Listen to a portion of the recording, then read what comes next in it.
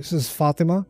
Yes, yes, of course. Fatima, I'm going to treat her just like my own daughter. You like her, I love her. Let's do this. Whatever my son wants. She's lying. She doesn't want you to be happy. Let me tell you, she's lying. First she says, whatever you want, beta. What she really says is, any woman on the planet I will accept, except Fatima. And when he marries Fatima, the mother starts throwing some comments, some jabs, some little bit of here, little bit of there to annoy Fatima.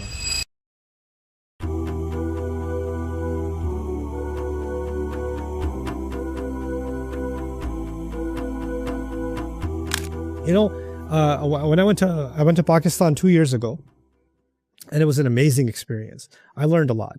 I'm from Pakistan. I love Pakistan to death. And I discovered a lot of things about Pakistan. And one of the things I discovered about Pakistan is I heard some of the dumbest conversation I've ever heard in my life and some of the smartest conversation I ever heard in my life. The entire spectrum of human intelligence was before me in Pakistan. Right.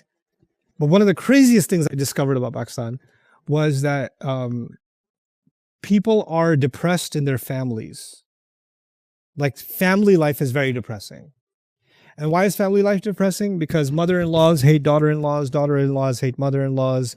The men are tired of everything. They hate everyone. And but why is all of that happening? Because nobody has a higher purpose than establishing their territory inside the family. The ultimate objective is, who's boss around here? Who's boss around here? And what they've done, you don't have to agree with my observation, but I'm going to say it like I see it. I saw men in that country, and probably other countries, similar things are happening. Their mothers, first of all, our mothers, right? Many of our mothers, they did not get any respect at home when they got married, right? This is our family.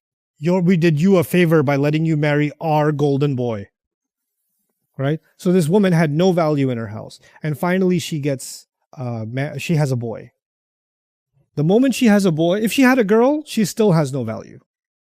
But if she had a boy, all of a sudden, she just won the Olympics. She's wearing the Olympic gold medal around her neck. That Olympic gold medal is her son, Abdul Karim. Right? All of a sudden, she has value because she has a what? A boy. Laws are treating her differently. Everybody's congratulating her. All of a sudden, she's, for the first time in my life, I'm important. But why am I important? Because of my son. So she's oodling over it. She loves this kid. She's obsessed with this kid. Mera bachcha, mera bachcha, mera bachcha. Then this kid gets big. And when he gets big, inna lillahi wa inna ilayhi raji'un, he wants to get married. And his mother says to him, and she's lying, she says, I want you to be happy. She's lying. She doesn't want you to be happy. Let me tell you, she's lying. I'll tell you how. And she's not bad, but let me tell you, I'll explain. He says, Mama, I want to marry this girl. This is Fatima. She's from the university. I see that she's a good girl, has a good family. I think she's a good match for me. I want to marry this girl.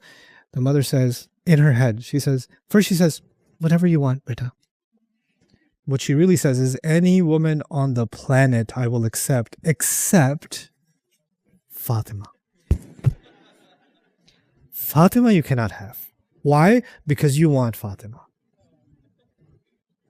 Because if you get Fatima and you want it to be with Fatima, then she will have value in your eyes. And the more value she has in your eyes, I will lose my gold medal and attention will turn towards this girl. The one thing that gave this woman value was what? Having a son. This girl that he likes, the fact that he likes her, she's threatened that her value is going to what? Go away. Or she says, oh, you want to marry Fatima, huh? There's another scenario. Some women are more strategic about this.